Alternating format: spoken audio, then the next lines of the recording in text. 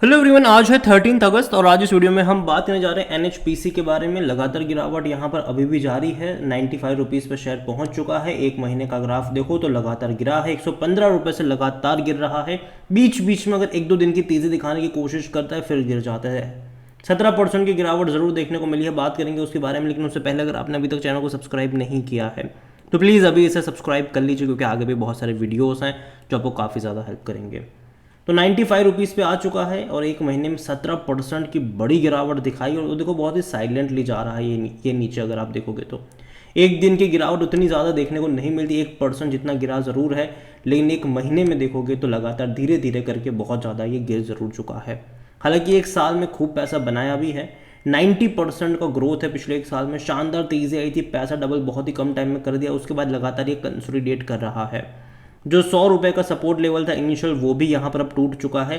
तो कहीं ना कहीं अब जो नेक्स्ट सपोर्ट लेवल देखने को मिल रहा है वो 85 रुपये के आसपास है। और मुझे लगता है कि 80 और 85 रुपये का जो रेंज है वहाँ पर एक सपोर्ट डेफिनेटली इसको मिलना चाहिए। वहाँ से एक तेज़ी की शुरुआत हो सकती है। अभी हालांकि ये और कितना जाएगा ये मैं नहीं जानता हूँ। हो सकता है कि 90 रुपये पर भी अटक जाए, लेकिन हो सकता है कि कहीं ना कहीं उससे नीचे भी चला जाए। और यहाँ पर ये कंपनी जो है अगेन खराब नहीं है। और हालांकि ऐसी तेज़ी पहली बार आई है यहाँ पर। अगर आप इसका मैक्सिमम ग्राफ भी देखोगे 2009 से लेकर अब तक, तो ऐसी तेज़ी आज से पहले कभी नहीं आई। और ये सिर्फ इसी कंपनी की बात नहीं है, जितनी भी पावर कंपनीज़ है, ज़्यादातर पावर कंपनीज़ है, उसका यही हाल है। चाहे वो अदानी पावर हो, टाटा पावर हो, पिछले 2-3 सालों में ही उन सब में एक बहुत बड़ी रफ्तार हमने देखी है। वरना उससे पहले पावर सेक्टर कभी उतना ज़्यादा फोकस में था ही नहीं था उतना ज़्यादा फोकस में। जब से हम इलेक्ट्रिक व्हीकल्स वाले एरा में जा रहे हैं तब से यहाँ पर एक कहते हैं ना कि एक बहुत बड़ी पैमाने पर एक शिफ्ट नज़र आ रहा है। यहाँ पर रिन्यूएबल एनर्जी हो गया, इलेक्ट्रिक व्हीकल्स वाला एरा हो गया, तो एक शिफ्ट अब नज़र आ रहा है। और यही वजह है कि उन कंपनियों में बहुत बड़ी तेज़ी हमने देखी पिछले 3 सालों में, और अभी भी आने वाले टाइम में भी तेज़ी रहेगी। अभी ये जो करेक्शन आया है मैं कहूँगा कि एक बहुत ही हेल्दी करेक्शन है और ये आना चाहिए था इतना, क्योंकि लगातार ये बहुत ज़्यादा दौड़ भी चुका था। अगर आप 5 साल का ग्राफ देखोगे लगातार ये दौड़ चुका था। तो कहीं ना कहीं थोड़े बहुत करेक्शन पॉसिबल है। और देखो ऐसे करेक्शन बीच बीच में बने भी है। जैसे कि आप देख सकते हैं यहाँ पर 103 पे जाने के बाद ये 78 पर भी गया था, लेकिन फिर तेज़ी आई थी यहाँ पर से। तो यहाँ पर मुझे हैरानी नहीं होगी कि वापस अगर ये गिर कर 85 की रेंज में अगर जाता भी है, हालांकि जहाँ पर एक अच्छा सपोर्ट भी है अब, और वहाँ से फिर दोबारा तेज़ी पकड़ कर 100 रुपये से ऊपर भी चला जाएगा, तो इसमें हैरानी नहीं है। और अभी अगर आप देखोगे तो कहीं ना कहीं डेफिनेटली जो क्वार्टर, जो गर्मियों के टाइम पे जो पावर सेक्टर है उसमें काफ़ी अच्छी तेज़ी देखने को मिलती है। बाद में थोड़ा बहुत कुछ टाइम के लिए कंसोलिडेट भी करता है, लेकिन फिर से दोबारा तेज़ी ज़रूर यहाँ पर आएगी। और आज अगर हम इसके वॉल्यूम्स देखें तो 1.5 करोड़ से भी ज़्यादा के शेयर ऑलरेडी यहाँ पर ट्रेड हो चुके हैं। कंपनी को लेकर देखें तो इसका जो ऑल टाइम हाई है वो 118 रुपये का था, लो तकरीबन 14-15 रुपये का है। ऑल टाइम लो की बात हो रही है यहाँ पर। मार्केट कैप 96,000 करोड़ है, वापस से कम हो गया क्योंकि 1 लाख करोड़ क्रॉस कर चुका था ये। और कंपनी देखो पावर सेक्टर से जुड़ी हुई कंपनी ज़रूर है। According to Moneycontrol user बेचने की बात कोई नहीं करे, मैं भी नहीं कर रहा हूँ। मुझे लगता है कि यहाँ पर अगर आपके पास है तो आप होल्ड कर सकते हो, ठीक है। लेकिन फ्रेश बाइंग की जहाँ तक बात आती है तो आप देखोगे पिछले एक महीने से लगातार एक डिक्लाइन फेज चल रहा है। तो कहीं ना कहीं एक सपोर्ट, एक बेस बनना ज़रूरी है, जो कि अभी भी बन नहीं रहा है। और जहाँ तक मुझे लगता है कि 80-85 रुपये का जो लेवल है वहाँ पर ये बनना चाहिए, और जो मौके बनेंगे वो वहाँ पर बन सकते हैं। और अगर आपको खरीदारी करनी ही है तो आपका जो अप्रोच है वो बाय ऑन डिप्स का होना चाहिए, ना कि किसी एक लेवल पर आप एक बहुत सारे शेयर्स खरीद के बैठ जाओ। और कंपनी देखो तो डिविडेंड भी पे कर रही है, अच्छा डिविडेंड पे कर रही है। इसी साल अगर आप देखो तो इसने फरवरी में 1 रुपये 40 पैसे का पे कर दिया था डिविडेंड, और 50 पैसा ये अभी पे करेगा, ठीक है। तो कुल मिलाकर अगर आप देखो तो 1 रुपये 90 पैसे का डिविडेंड पे करने वाला है ये इस साल में। पिछले साल भी देखो जब शेयर 50 रुपये का था, ठीक है, तब भी इसने 1 रुपये 85 पैसे का डिविडेंड पे आउट करा था, जो कि अच्छा डिविडेंड था। तो यहाँ पर शेयर प्राइस डबल हुआ ज़रूर है, लेकिन डिविडेंड डबल नहीं होते हैं, ठीक है। तो अगेन मुझे लगता है कि आने वाले टाइम में जब कंपनी और अच्छा प्रॉफिट कमाएगी तो तब शायद ज़्यादा डिविडेंड पे आउट कर सकती है, लेकिन अभी नहीं। और इनके हम वैल्यूएशन के बारे में देखें तो देखिए 26 का पी है, जो कि थोड़ा सा महंगा है। और जैसे कि मैंने कहा अगर ये 80 से 85 की रेंज में जाता है तो कहीं ना कहीं इसका जो पी रेशियो होगा वो थोड़ा सा और कम होगा, और जो इसका सेक्टर पी है उसके नीचे चला जाएगा, तब ये इसका जो वैल्यूएशन भी होगा वो थोड़ा सा और सस्ता हो जाएगा। तो वहाँ पर एक बाइंग इंटरेस्ट जनरेट हो सकता है। 80% एनालिस्ट कहते हैं खरीदारी करो। फाइनेंशियल्स भी अगर आप देखोगे इनके तो लास्ट क्वार्टर के नंबर जो थे उसमें 1028 करोड़ का प्रॉफिट था, लेकिन फिर भी ये कम है। क्योंकि पिछले साल इसी क्वार्टर में 1036 करोड़ का प्रॉफिट था इसका। हालांकि रेवेन्यू 3050 करोड़ के थे जरूर 2023 में, जो कि बढ़कर 3125 करोड़ हुए, तो वहाँ पर ग्रोथ ज़रूर है। और जनरली अगर आप देखते हो इस कंपनी को लेकर, तो इसके जून और सितंबर के नंबर बहुत अच्छे होते हैं, लेकिन बाद में दिसंबर और मार्च के नंबर बहुत ख़राब हो जाते हैं, स्पेसिफिकली रेवेन्यू और प्रॉफिट दोनों ही वाइज।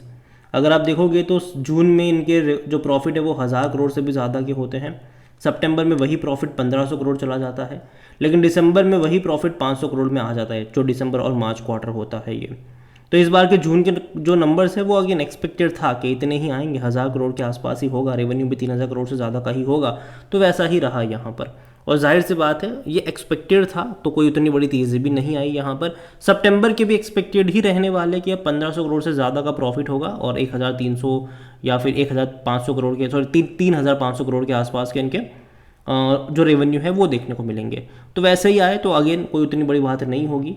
यहाँ पर दिसंबर और मार्च के नंबर भी ऐसे ही होते हैं कि भाई साहब कम होते हैं। अगर आप 2023 की नहीं, अगर आप 2022 का भी ग्राफ देख लोगे तो पता चलेगा कि सितंबर में और जून में अच्छे रेवेन्यू अच्छे प्रॉफिट्स होते हैं, लेकिन फिर जब दिसंबर मार्च आता है वापस से वो कम होना शुरू हो जाते हैं।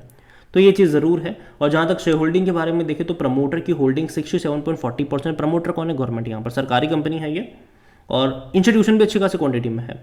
4.36% म्यूचुअल फंड के पास है, 5.92% डोमेस्टिक इंस्टीट्यूशन के पास है, 8.97% एफआईएल्स यहाँ पर लेकर बैठे हुए हैं। रिटेल और अदर के मिलाकर 13.36% की होल्डिंग है, जिनमें से रिटेल इन्वेस्टर 9.23% पर होल्डिंग लेकर बैठे हैं। जो अदर पार्टीज है वो 4.13% का स्टेक उनके पास है। ओवरऑल अगर बात करो तो देखो पावर सेक्टर से जुड़ी हुई कंपनी है ये। इनका जो मेन कैपेसिटी अगर आप देखो तो वो हाइड्रो में है, हाइड्रो पावर में है। तकरीबन 7000 मेगावाट से भी ज़्यादा की कैपेसिटी उनकी हाइड्रो में, जिसको वो बढ़ाकर 9000 तक लेकर जाने वाले हैं। इतना ही नहीं, रिन्यूएबल्स में अगर आप देखो तो सोलार में और विंड में भी कंपनी लगातार इन्वेस्ट कर रही है। 2 बड़े सोलार प्रोजेक्ट इनके इसी साल कमीशन भी होने वाले हैं, जो कि बहुत अच्छी बात है। और कहीं ना कहीं अपनी कैपेसिटी ये जो है वो ये कंपनी लगातार बढ़ाने वाली है, इवन बढ़ा भी रही है। हालांकि कर्जा भी है इनके ऊपर, तकरीबन 20-22 हज़ार करोड़ का कर्जा है, और 6000 करोड़ का कर्जा ये लोग लेने वाले हैं, डेट ही लेने वाले हैं ये। उसका इस्तेमाल भी होगा एक्सपांशन के लिए, जो कि अगेन मैं कहूँगा कि अगर कंपनी अच्छा प्रॉफिट कर रही है तो अगेन डेट बुरा नहीं है अगर एक्सपांशन करते हैं तो। क्योंकि देखो जो कंपनी अपनी कैपेसिटी को बढ़ाने में कामयाब रहेगी पावर सेक्टर में, वो कंपनी रूल करेगी, उसमें कोई शक नहीं है। क्योंकि जो डिमांड है वो तो बढ़ने ही वाली है, ठीक है, डिमांड बढ़ने ही वाली है। क्योंकि धीरे धीरे हम अगर आप देखोगे तो इलेक्ट्रिक व्हीकल्स वाले एरा में जा रहे हैं। अभी अगर देखो तो 2 व्हीलर्स और 4 व्हीलर्स वाला एरा भी हम देख रहे हैं, ठीक है। इवन 4 व्हीलर्स भी बहुत कम नज़र आ रहे हैं, 2 व्हीलर्स बहुत बड़े पैमाने पर है। लेकिन कल को 4 व्हीलर्स भी लोग बहुत ज़्यादा पैमाने पर अडॉप्ट करेंगे, तो उसको चलाने के लिए भी और ज़्यादा बिजली आपको लगने वाली है।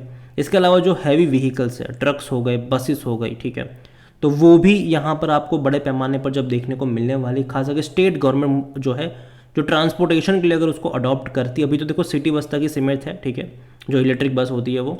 लेकिन आने वाले टाइम में जब टेक्नोलॉजी और अच्छी होगी यहाँ पर, तो लोग उसको लॉन्ग रूट के लिए भी प्रीफर करेंगे और उसके लिए और ज़्यादा चार्जिंग कंज्यूम होगा। तो कहीं ना कहीं पावर कंपनियाँ जो है उसका बड़ा बेनिफिट है यहाँ पर। और हाउस होल्ड कंजम्पशन भी देखो हर साल बढ़ने ही वाला है। मैन्युफैक्चरिंग को लेकर भी देखो तो वो भी बढ़ रहा है। अगर इंफ्रास्ट्रक्चर जितना डेवलप्ड होगा, उनको चलाने के लिए उतनी बिजली चाहिए होगी, तो उसके लिए भी भैया यही सारी कंपनियाँ आती है। और देखो बिजली के दाम जो है वो बढ़ ही रहे लगातार। पिछले 3 सालों में बिजली के दाम बहुत ज़्यादा बढ़े, सरकार ने बहुत ज़्यादा कीमतें चुकाई है वहाँ पर। तो नज़र रखिए इन कंपनियों के ऊपर। और NHPC अगेन मैं कहूँगा कि कंपनी अच्छी है, बुरी नहीं है, लेकिन अगर आप अभी ग्राफ देखो तो लगातार डिक्लाइन वाला है। कहाँ तक गिरेगा मैं नहीं जानता हूँ। 115 रुपये से लगातार गिरकर 95 पर तो ये आ ही चुका है। लेकिन जहाँ तक मुझे लगता है कि जो लेवल अच्छा मुझे लगता है वो 85 रुपये का है। लेकिन अगर आप खरीदारी करना चाहते हो तो बाय ऑन डिप्स के साथ अभी आप यहाँ पर चल सकते हो। बेचने की राय मेरी कतई नहीं है यहाँ पर, है तो होल्ड करो लॉन्ग टर्म के लिहाज से। टाइम लगेगा लेकिन लॉन्ग टर्म के लिहाज से मुझे बुरा नहीं लगता है। अगेन ये मेरा पर्सनल ओपिनियन है, कोई भी इन्वेस्टमेंट एडवाइस नहीं है ये। वीडियो को यहीं पे एंड करता हूँ। पसंद आए हो तो लाइक करो, शेयर करो। चैनल अगर पहली बार है तो प्लीज़ सब्सक्राइब करें। और NHPC के बारे में क्या सोचते हैं वो भी आप मुझे कमेंट में लिख के बता सकते हैं। Thank you.